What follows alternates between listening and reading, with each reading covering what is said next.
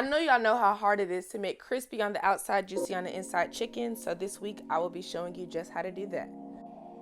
But before we get into this recipe, I'm going to be doing a quick unboxing for you all from one of my favorite seasoning companies, Savor Spice Co.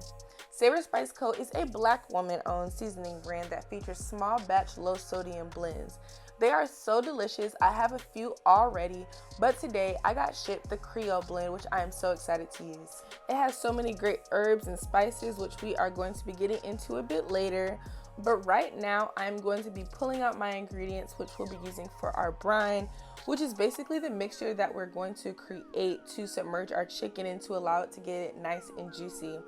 And this is one of the most critical parts of the recipe. A lot of people don't do this, but when you do it once, you'll understand the importance of it. So we're going to be using kosher salt, garlic, sugar, black pepper, bay leaves, lemon, some sage, and thyme. All right, now I am about to be trimming my chicken. Chicken thighs have an excessive amount of fat on them. Not sure why they don't get this before they package them, but that's neither here nor there. So we are going to be a butcher real quick. And so I am going to be cutting the excess fat off with some kitchen shears. Make sure they're sharp, but cut them off and transfer them to a bowl. All right, we're just going to be repeating this process. And you might have to just, examine the chicken, see all around. Some have fat in places that others don't. So just make sure that you are doing a good job at noticing, the excess parts that shouldn't be there.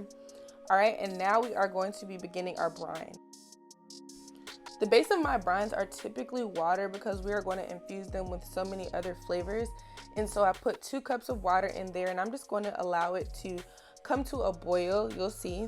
All right, next we're going to be slicing some lemon. I love pairing citrus and herbs with chicken.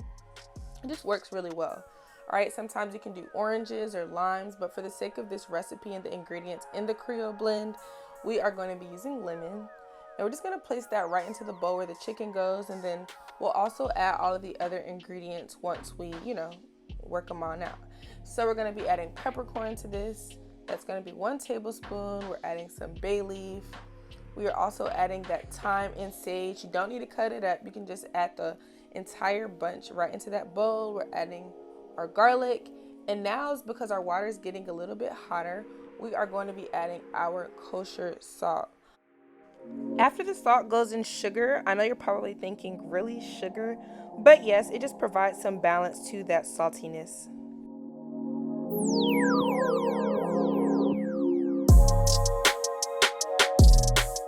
So we are whisking here to ensure that everything is all combined, that we can no longer see the salt and the sugar. And then we are going to let it cool. But while we wait, we are also going to be adding room temperature water to that bowl. And then once the brine mixture cools down, we're going to be adding it all, covering that bowl, and then refrigerating it for up to 12 hours. So after your chicken is done in the brine, after your time is up, we are going to be taking the chicken out. You don't need any of those herbs or anything. Those are going to be tossed, but you're going to place them onto a paper towel.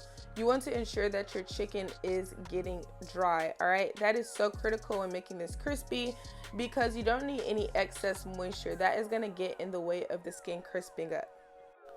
So after you've pat the chicken dry, you are going to transfer it to a dry bowl. Make sure you're washing your hands in between these steps so you don't cross-contaminate anything. And then you're going to season your chicken with the Creole seasoning blend from Savor Spice Co. Also garlic powder, which is not pictured here, some Himalayan pink salt, and then freshly cracked black pepper. Then I am going to cover the bowl. If you don't have a cover, you can do foil or you can put it in a bag. And I'm just tossing this to ensure that all of my chicken is evenly seasoned. I love these bowls. I got them from Amazon. I can link them below for you all. But after I take the top off, I am just making sure that all of my chicken is seasoned to my liking. And I was like, okay, the skin can use a little bit more. So I did add a little bit more of that Creole seasoning. And again, this is not going to make your chicken too salty because this seasoning blend is low on salt. That is very important to remember. So when you are doing excessive seasoning, make sure that you are using low sodium blends. Now, time to go to the heat. you are going to place a cast iron or stainless steel bottom heavy pan. Very important. Do not use a nonstick pan. And you're going to place a high heat cooking oil like avocado oil. You are going to be searing it until your chicken has become crispy for about 4 to 5 minutes, and then you are going to flip like you see me doing here. But again, make sure you're using the right pan and the right oil. That is very important for this recipe. Now I'm going to transfer my chicken to my oven, which is at 375 degrees. And we are using that pan because it's oven safe. Bake it for 25 minutes or until the internal temperature has reached 165.